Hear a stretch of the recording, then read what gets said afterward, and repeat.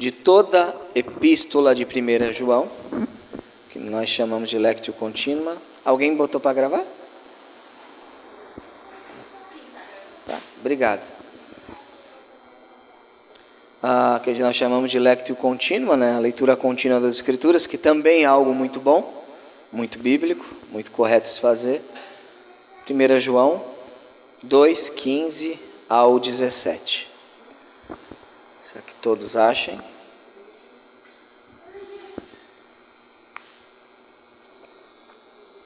O tema de hoje é não ameis o mundo, que eu tiro diretamente do próprio texto bíblico, que é o início do versículo 15.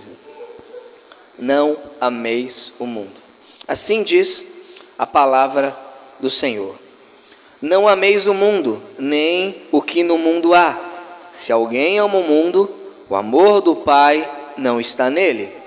Porque tudo o que há no mundo, a concupiscência da carne, a concupiscência dos olhos e a soberba da vida não é do Pai, mas do mundo. E o mundo passa, e a sua concupiscência. Mas aquele que faz a vontade de Deus permanece para sempre. Vamos orar.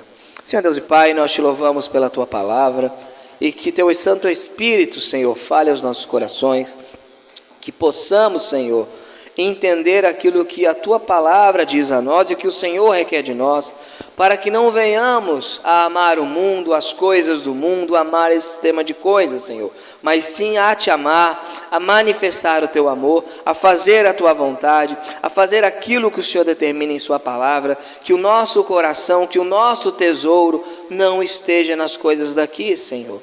Nos ajude, Deus, a não sermos tomados, impregnados, influenciados, Senhor, pela moda passageira, pela aparência desse sistema de coisas, desse mundo, mas que a nossa mentalidade seja pautada pela Tua palavra, Senhor. Também oro por mim, Deus, pedindo que tudo o que eu falar esta manhã seja extraído do Teu texto sagrado. Esta é a minha oração em nome de Jesus. Amém. Podemos assentar?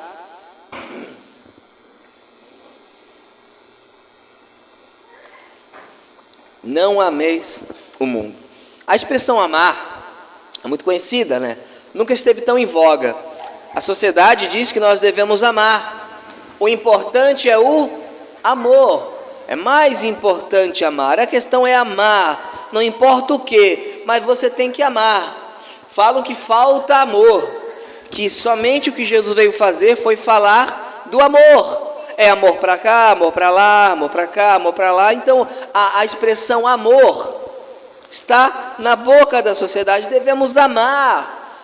Ame, ame, ame. E sim, a Bíblia fala que devemos amar, mas a Bíblia também fala que não devemos amar. Aqui é um imperativo negativo. Não, o quê? Ameis o mundo. Então aqui é uma ordem para não amar. E é isso que a gente vai ver hoje.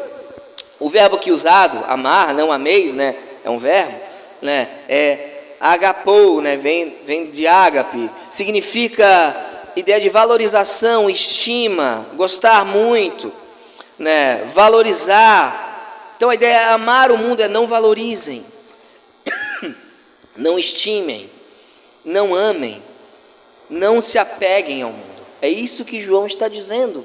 Porque a ideia de amar ficou muito um sentimento, uma coisa que dá no coração. Mas se você ama algo, você estima algo, você valoriza algo, você se apega a algo, você gosta de algo. Essa é a ideia de amar também. Não é apenas o sentimento, é uma ideia prática. Então o João fazendo o seguinte, olha, não valorizem o mundo, não se apeguem ao mundo, não estimem o mundo. Mas devemos definir aqui no texto o que é o mundo. Porque muitos falam o mundo, o que é o mundo? O que é uma coisa mundana? O que é uma coisa mundana? O que é algo do mundo? Né? O que é algo do mundo? A música do mundo, mas os filmes do mundo. Né? Porque ninguém vive aqui vendo Desafiando Gigantes o tempo todo. Vamos ver Vingadores também. Então o que é algo do mundo? O que é algo daqui? Do que ele está falando quando ele fala mundo? Primeiro, o que ele não quer dizer? Ele não quer dizer aqui o mundo das pessoas criadas. João 3,16 fala que Deus amou o quê? O mundo de tal maneira que deu seu único filho para que todo aquele que nele crê não pereça, mas tenha a vida eterna. Então o mundo aqui não é as pessoas criadas. Aqui também não é o mundo criado. Lá em João 17, 24, vamos abrir, não é a criação, o planeta, não é o universo. A gente tem que tomar cuidado com isso. Quando fala, eu não sou do mundo, é da onde? De Marte? Não é isso que a gente quer dizer.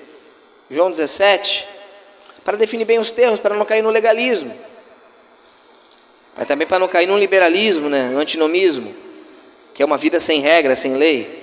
João 17, 24 diz o seguinte: Pai, aqueles que me deste, quero que onde eu estiver, também eles estejam comigo, para que vejam a minha glória que me deste, porque tu me amaste antes do quê? Da fundação do mundo, da criação do mundo. Então o mundo aqui é o mundo criado, o cosmos, o universo. Então o mundo aqui de João, 1 João capítulo 2, verso 15 ao 17, não é as pessoas. Você tem que amar as pessoas, não necessariamente o que elas fazem, mas amar as pessoas. E você tem que amar a criação. A criação é uma dádiva de Deus.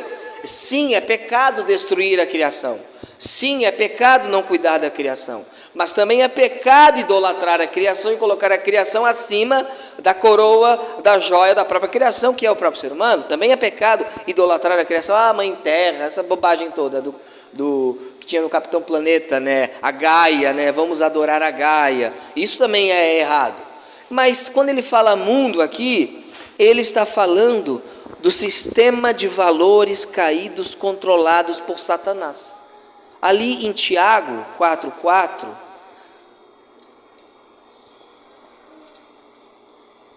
Epístola de Tiago, capítulo 4, versículo 4, já que todos acham: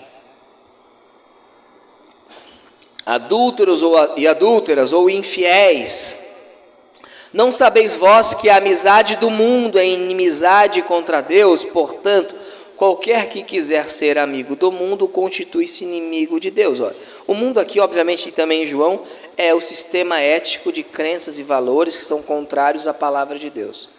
E esse sistema de crenças e valores vai manifestar certas práticas e certas tendências. As pessoas fazem o que fazem porque elas têm crenças e valores. Todo mundo é guiado e pautado por uma visão de mundo. Todo mundo é guiado. Por exemplo, o relativista, como ele é relativista com tudo, mesmo menos com seu próprio relativismo, ele vai entender que o aborto não é tão ruim assim, porque é relativo, depende da visão. Ele está sendo pautado pela sua própria visão de mundo. Nós que temos valores morais absolutos, nós vemos o mundo geralmente preto ou branco, bom ou ruim, errado ou certo, porque é assim que se manifesta a palavra de Deus. Nós somos pautados pela nossa visão de mundo, e a visão de mundo é subjetiva, porém, nós entendemos que ela é certa ou errada devido à revelação dada por Deus. Então, no nosso caso, ela se torna objetiva. Dito isso, o que é que este mundo, nos tem? E por que nós devemos não amá-lo? Primeiro, devemos não amar esse mundo pelo princípio da separação. Esse tema de coisas e valores caídos que rege essa sociedade, a gente não pode amar pelo princípio da separação colocado nas Escrituras. Sim, existe uma doutrina da separação, que é esquecida hoje em dia. O crente deve se separar, em certa medida. A palavra santo, hagion, também é isso, separado para uso. Daí vem o termo de uma coisa que vocês usam muito: papel higiênico. A palavra higiene vem de hagion. Hagion é separado para uso. Você vai usar para uso um papel que é higiênico, que não é anti-higiênico. Então, princípio da separação. A segunda coisa, por que eu devo me separar do mundo? As coisas do mundo não são provenientes de Deus. As coisas desse tema caído não vêm de Deus, vêm de outra pessoa. E terceiro, o mundo é transitório, o mundo vai passar, e é isso que João está descrevendo aqui, é isso que vamos ver esta manhã. Então, o primeiro motivo para eu me separar do mundo é o princípio da separação, versículo 15: não ameis o mundo, nem o que no mundo há, porque se alguém ama o mundo, o amor do Pai não está nele. Aqui é algo absoluto. Se alguém ama o mundo, não ama quem? O Pai. Amar o mundo é não amar o Pai. É simples, uma coisa exclui a outra. Valorizar esse sistema de coisas, valorizar esse mundo caído, estimar os valores contrários à palavra de Deus, ou como diz John Wesley, buscar a felicidade com coisas visíveis, é uma evidência que tal pessoa não tem o amor de Deus. Quando eu amo este mundo caído, eu concordo com este mundo caído, eu estimo este mundo caído, eu concordo em parte com sua ética, eu concordo em parte com seus valores, eu estou excluindo da minha vida o quê? O amor do Pai. Amar o mundo é o equivalente a não amar o Pai. Por isso que é o princípio de separação. João fala, vocês não podem amar o mundo, porque se alguém, qualquer pessoa ama o mundo, o amor do Pai não está nele. Não adianta dizer que tem Deus no coração, não tem. Não adianta dizer que o que importa é o coração, não é só o coração que importa. Imaginemos você é um juiz, está num tribunal, de família, e o marido espanca a esposa, ele fala, mas o que importa é o coração, não são as minhas ações. Você aceitaria essa argumentação? Por que Deus tem que aceitar a nossa argumentação fraca e mentirosa, que o que importa é o coração somente? O coração é importante, mas o coração não é tudo de um ser humano. O coração é a fonte, mas se ele tem uma fonte, coisas vão sair dele. Então, primeiro aspecto, amar o mundo é não amar o Pai, porque amar o Pai, obviamente, é não amar o mundo. E por que isso é importante você entender? Se você tem um, você não tem outro. Se eu amo a Deus, eu não vou amar o mundo. Não é o que eu faço para não amar o mundo? Ame o Pai, ame a Deus. O que eu faço para não amar esse sistema de coisas? Ame a Deus. O que eu faço para não amar esses valores, não compactuar com esses valores? Não estimar o que esse mundo estima. Ame a Deus. Se você ama a Deus, você não vai amar aquele que ofende a Deus. É bem simples de entender. Você amaria alguém que xingasse todos os dias o seu pai e a sua mãe? Você estimaria essa pessoa? Você ia querer ficar perto dessa pessoa? Alguém que ofendesse continuamente a sua família? Continuamente o seu pai?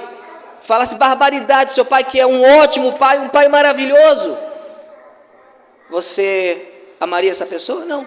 O que faria você afastar dessa pessoa? O amor que você tem pelo seu pai. Quando eu amo verdadeiramente a Deus, eu não preciso de um esforço hérculo para não amar o mundo. Porque quando o amor do Pai está em mim, o amor do mundo ele é retirado de mim. É algo que uma coisa leva a outra. E esse princípio de separação está lá em Mateus, capítulo 6, verso 24. Mateus 6, 24. Nas Escrituras não dá para ser, pelo menos pelo que eu vejo nas Escrituras, o crente Raimundo. Conhece o crente Raimundo? Tem nenhum Raimundo aqui. Se tivesse, eu ia pedir perdão ao Raimundo que estivesse aqui. Conhece o crente Raimundo? Pé na igreja, pé no mundo. É crente Raimundo, né? Não tem como. Ali em Mateus 6, 24, diz o seguinte, vou ler. Ninguém pode servir a dois senhores. Quem é que está falando isso? Jesus. Porque ou há de odiar um e amar o outro, ou se dedicará a um e desprezará o outro. Não podeis servir a Deus e a Mamon. Como eu sei que eu sirvo a Deus? Eu me dedico a Deus. Se eu não me dedico a Deus, eu desprezo a Deus. Como eu sei que eu amo a Deus? Porque eu me dedico a Ele. Como eu sei que eu sirvo o mundo? Porque eu me dedico somente a este mundo. Jesus fala, não podeis servir. Aqui que vem o crente? Não, eu posso sim. Eu consigo servir a dois senhores. Eu consigo fazer isso. Aí Jesus fala, não podeis. Vocês não podem. Vocês não são capazes. É natural. Porque o mundo, o sistema de valores desse mundo é tão oposto a Deus que ou você faz um ou você faz outro. Não é que Deus está proibindo somente, é porque é uma impossibilidade. É a bola quadrada do Kiko. Não dá para fazer, porque ao momento que ela se torna quadrada, deixa de ser o quê? Uma bola. É uma impossibilidade. Então, como é que eu sei que eu estou no princípio de separação? Porque eu não estou me dedicando às coisas desse mundo. Porque eu me dedico ao Senhor, eu me dedico ao reino de Deus, às coisas de Deus, à igreja local, aquilo que envolve as coisas do Senhor. Não que eu seja o alienado. Lembra, o mundo é o sistema de crenças e valores oposto a Deus. Você vai ter suas contas, você vai ter suas obrigações, você vai ter seus trabalhos, você vai ter seus sonhos, você vai ter seus projetos. Você não será um extraterrestre nesse sentido. Você não será um eremita vivendo no deserto. Deus não quer que nós vivamos no deserto, isolados. Deus quer que a gente viva em sociedade, seja sal e luz de uma sociedade caída. É isso que Ele quer. Mas para isso eu preciso não amar a sociedade caída. Porque se eu amar a sociedade caída, como eu vou ser sal e luz? Como eu vou salgar? Qual é a função do sal na antiguidade? Era preservar. A coisa apodrecia. O que fazia então? Você salgava, aí nasce o charques, o salame. Por quê? Porque a carne não é uma coisa que você era tão barata e você tinha que ter ela por mais tempo possível. Então você salgava, você fazia a condimentação para que ela fosse o quê? Preservada. A função do sal é salgar. O sal da igreja preserva a sociedade corrompida e caída. Agora, quando nós estamos perdendo o sabor, nós estamos sendo o quê? Corrompidos. Sabe o que acontece quando o sal é corrompido? É pisado pelos homens. Por isso que muitas vezes o mundo pisa na igreja, porque a igreja está se corrompendo. Porque a igreja não tem sido voz no mundo caído. Porque boa parte de seus membros tem amado o mundo e não tem refletido no princípio de separação. Espera aí, eu sou diferente. Isso é do mundo. Ah, mas eu sou fraco, eu sou isso, eu sou aquilo. Deus me regenerou. Deus modificou o meu coração. Eu não farei isto. Eu não pensarei assim. Eu não desejarei isto. Meu coração tem que se modificar. Porque Deus me salvou. Não podeis servir a dois senhores. Você sempre serve alguém e nunca é você. Até aqueles que eu sirvo a mim mesmo. Não serve a si mesmo. Não serve a si mesmo. Ou serve a Deus ou serve Mamão. É sempre isso. Sempre assim. O segundo motivo que eu não devo amar este mundo é porque as coisas do mundo não são provenientes de Deus. Agora, o que o mundo tem para te oferecer? Pessoal, o mundo é muito atraente. Realmente eu não acho o mundo atraente, sinceramente. Muita gente fala, o mundo é muito atraente, o mundo é muito atraente. Eu fico às vezes pensando, qual é a graça? Sinceramente, qual é a graça? Né? O mundo, lembremos, é um sistema de valores oposto a Deus. Não estou falando de arte, espetáculos, esportes. Essas coisas necessariamente não se opõem a Deus, a menos que haja uma oposição clara contra Deus. Você pode ver um filme, você pode escutar uma música, não há nenhum problema em relação a isso, desde que esses valores não se oponham a Deus, ok? Para que nós não sejamos legalistas e bitolados, porque a bitolação e o legalismo não contribuem em nada para o reino de Deus, só para a humilhação dos seus servos. Dito isso, o que o mundo tem para oferecer? Versículo 16. Porque tudo o que há no mundo, e já entendemos o que é mundo, assim espero. O que tem no mundo? A concupiscência da carne, a concupiscência dos olhos e a soberba da vida. Então, o que o mundo tem para oferecer? Concupiscência, concupiscência e soberba. O que é concupiscência? Algumas traduções colocam desejo. Só que nem todo desejo é errado.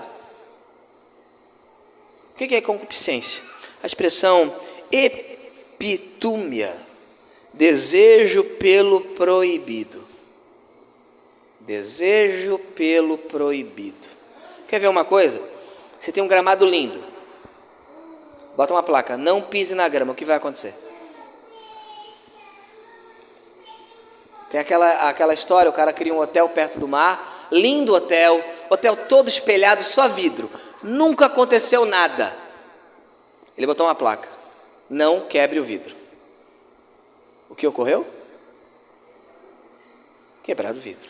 O ser humano tem uma tendência a querer aquilo que não deveria querer. Então o que o mundo nos oferece? Concupiscência, concupiscência e soberba. Ou como diria Spurgeon, a trindade do diabo. Vamos abrir lá em Gênesis capítulo 6. Lembra? Concupiscência da carne, concupiscência dos olhos e soberba, orgulho. da vida. É isso que o mundo nos oferece. Nada além, só oferece isso. O resto é só maquiagem, apenas maquiagem. Gênesis 3.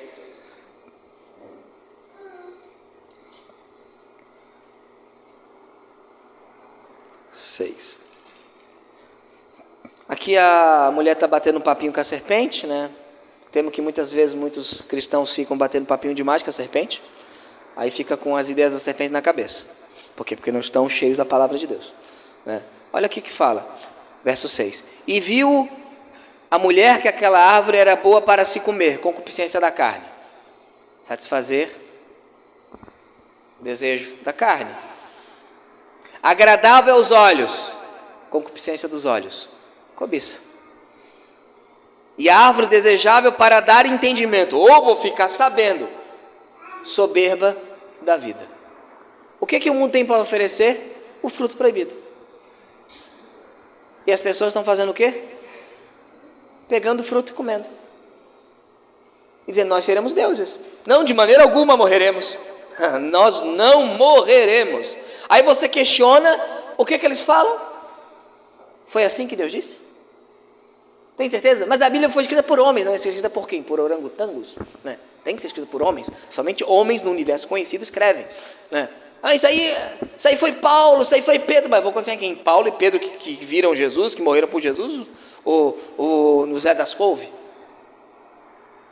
Note, a mulher viu que a árvore era boa para se comer.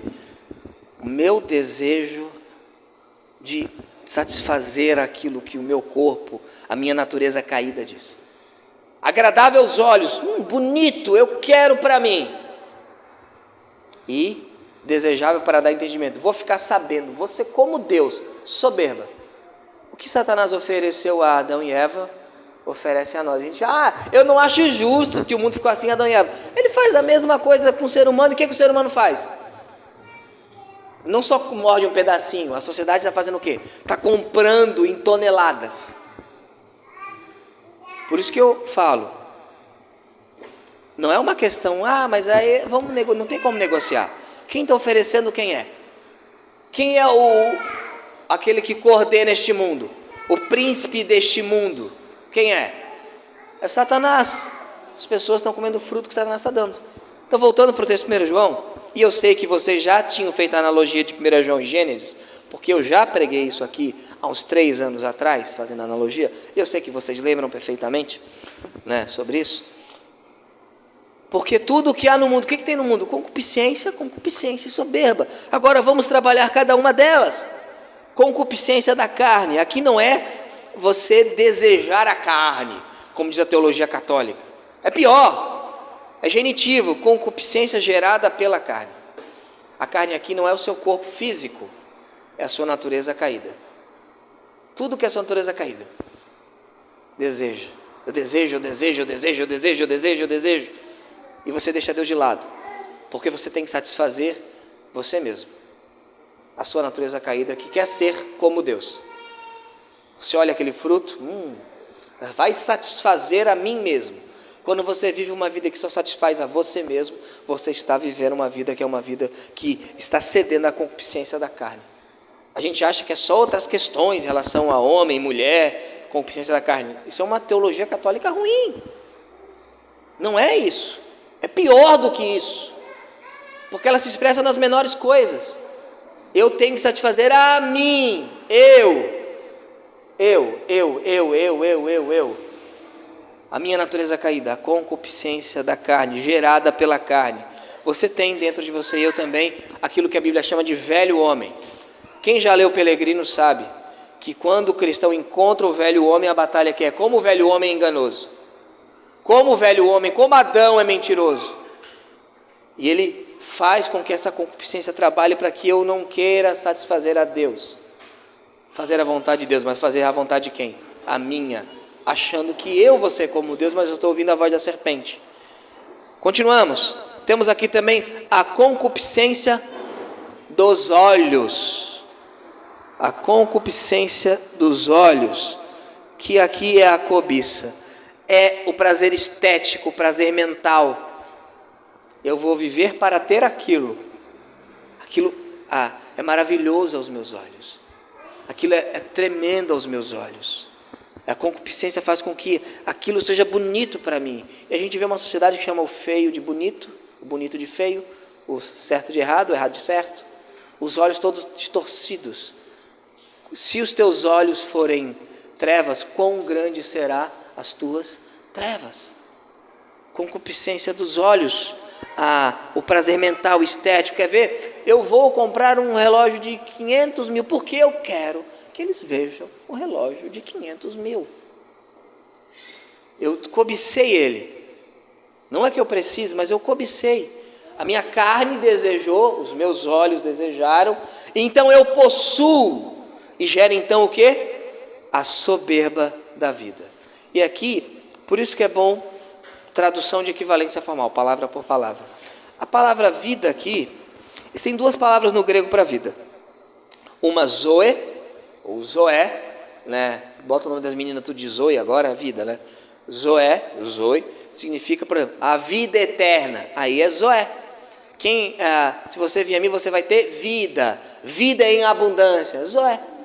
Que é uma vida além do natural, geralmente algo que transcende. A vida eterna, a vida, as coisas maravilhosas. E tem outra palavra que é bios, que você já deve ter ouvido. Biolo, estudo da vida, mas vida material, biológica. Bios, a soberba da vida, a soberba das coisas terrenas deste mundo. Eu sou feliz, eu me alegro, eu sou soberbo, porque eu satisfiz a concupiscência da carne, a concupiscência dos olhos, e agora eu tenho a árvore que é entendível, que dá entendimento. Eu estou orgulhoso dos bens, daquilo que possuo. Eu desprezo a Deus, eu não ando conforme Deus quis, eu não me importo com o reino de Deus, eu não me importo com as necessidades do reino de Deus, porque eu estou muito cômodo e feliz com as coisas que eu tenho. Soberba da bios, da vida. Essa palavra soberba vai aparecer em outro texto com outra palavra, presunções, só que está no plural, lá em Tiago 4,16.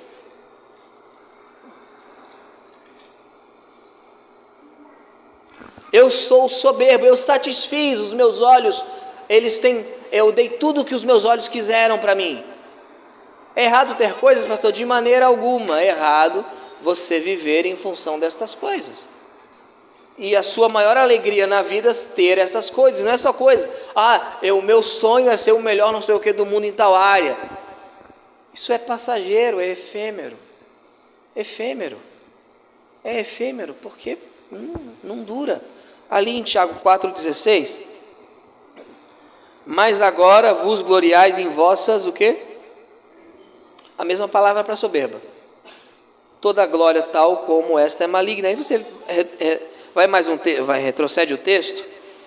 Aí você vê verso 13. Ei, agora vós que dizeis, hoje ou amanhã iremos a tal cidade, e lá passaremos um ano, e contrataremos, e ganharemos. Estou planejando a vida. É errado? Claro que não. Qual é o problema? Verso 14. Digo-vos que não sabeis o que acontecerá amanhã, porque o que é a vossa vida?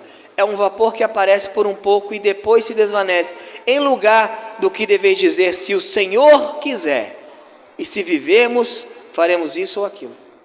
Qual é o problema dali do verso 13? Eu estou planejando a vida, sem quem? Sem Deus. Soberba. Eu vou ganhar, vou fazer, vou isso, vou acontecer, mas sem Deus. Se o Senhor permitir, eu vou incluir Deus nos meus planos, melhor ainda, eu vou me incluir nos planos de Deus, para que eu sirva a Deus, porque a soberba da vida é algo que não é do Pai, é de Satanás, é comer do fruto. As pessoas têm comido do fruto dentro da igreja, têm ouvido a voz da serpente, tintilada da serpente, dentro da igreja, e no fundo elas sabem que é a serpente, elas só não querem se dispor a ouvir a voz de Deus, porque a Eva sabia o que Deus tinha dito, ela só não quis obedecer. Continuamos. Terceiro motivo que eu não devo amar o mundo, esse sistema ético de coisas falido, é que o mundo é transitório. Verso 17 de 1 João capítulo 2. E o mundo, o quê? Passa. E a sua concupiscência, mas aquele que faz a vontade de Deus permanece para sempre. A palavra aqui está no presente, né? Literalmente está passando. Então o mundo está passando. Todo o sistema de crenças, valores contrários a Deus e sem Cristo vai passar. Como todos já passaram. O comunismo da União Soviética, que era ateísta, ele passou. Há outros, mas não há mais como era antes. O Império Babilônico passou. O Império Persa passou. Thor e Odin se renderam a Cristo. Os vikings foram tomar a Inglaterra e foram tomados por Cristo, né? Eu sempre, quando via aquela série dos vikings lá, não sei o que, eu sempre falava, no final eles vão perder, né? Eu sempre falei, vão perder porque no final todos se tornaram cristãos. Perderam. Os deuses gregos, aquele sistema de crenças e valores gregos, os deuses gregos viraram um museu. Cristo está aí reinando. Tem passagem de Atos, né? Grande é Diana dos Efésios, todo mundo sabe que é a nossa deusa, virou uma heroína da DC. Não é mais grande. O mundo está passando. A palavra parágon aqui é indo embora. O sistema de crenças e valores do mundo está indo embora. O mundo muda. A gente vê que uma coisa é assim, depois não é mais, porque esse sistema de coisas ele vai passar. Vai passar, mas Deus continua. Não faz sentido, não é sábio você amar este mundo, porque aquilo que você ama é passageiro, totalmente passageiro, né? E as coisas que o mundo pode oferecer também estão passando, e o mundo passa e a sua concupiscência, tudo aquilo que o mundo pode te dar, passa. A concupiscência da carne, um dia a sua carne não vai ser mais satisfeita, os seus olhos não serão mais satisfeitos, nada verão, e a soberba da vida, eu vou construir meus celeiros, eu vou aumentar meus celeiros, farei eles grandes, depois falarei, descansa, regala-te, ó minha alma, agora tens para muitos dias, tolo, o quê? Hoje mesmo, o que o mundo pode oferecer? Coisas passageiras, a trindade do diabo vai acabar. Vamos abrir ali em 1 Coríntios 7:31.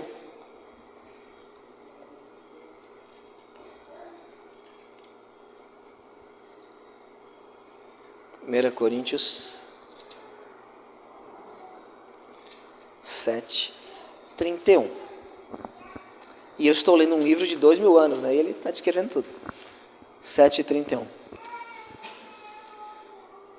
E os que usam deste mundo, você está no mundo, você tem coisas desse mundo que você vai utilizar, como se deles não abusassem. Você não vai ficar preso a isso. Por quê? Porque a aparência deste mundo passa. A palavra aqui é esquema, discurso, aparência.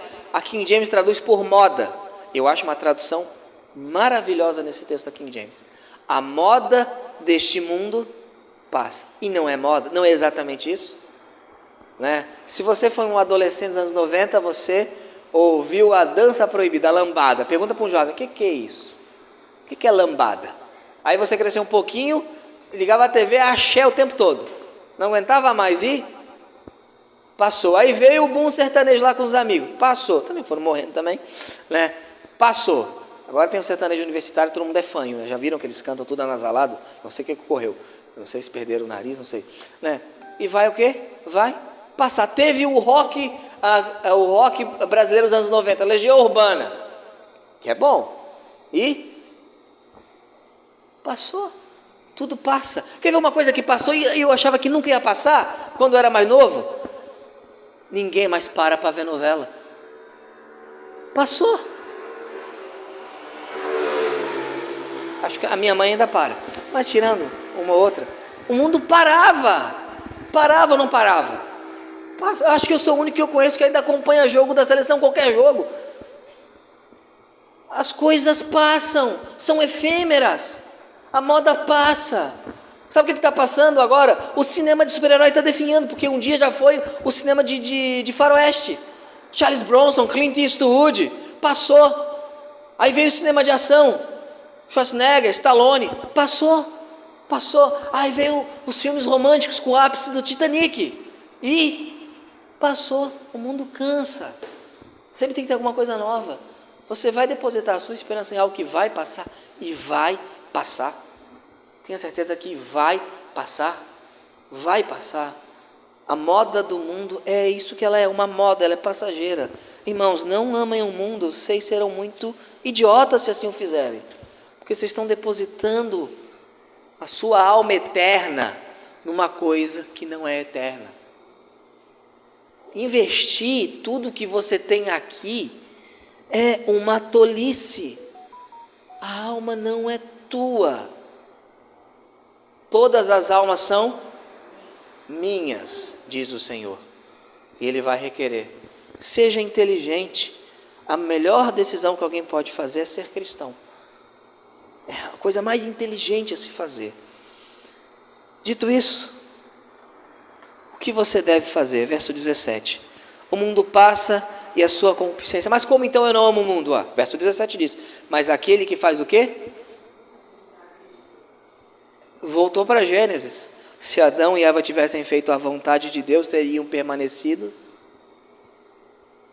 Tudo volta. Tudo volta lá. Começa a Bíblia com uma árvore que dá fruto. Termina a Bíblia com uma árvore que dá fruto. Começa no paraíso e termina no paraíso. O ser humano é o mesmo. O ser humano é o mesmo. Mesma coisa. Mas aquele que faz a vontade de Deus permanece para sempre. Aquele que me ama guarda o quê? Meus mandamentos. Como é que eu não amo o mundo? Ame a Deus. Como é que eu venço o pecado? Se aproxime de Cristo. Às vezes você foca tanto na sua fraqueza que você não sai dela. A chave não é a sua fraqueza, a chave é a fortaleza de Cristo. Porque quando estou fraco é que sou forte. A minha graça te basta. Como eu faço então para não amar o mundo? Essa concupiscência da carne que insiste em me ferroar, porque o pecado é como um ferrão. Como eu faço? Aproxime-se de Cristo. Como eu me liberto dos vícios? Aproxime-se de Cristo. Como eu me liberto das minhas fraquezas? Vá a Cristo. Vá a Cristo, se alimente dele. A chave é Cristo. Não é você ser feito Dom Quixote tentando derrubar os gigantes das suas fraquezas. Você não consegue.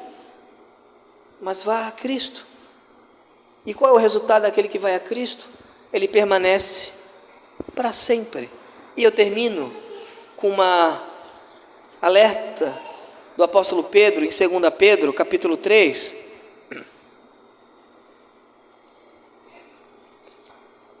Versículo 10 em diante.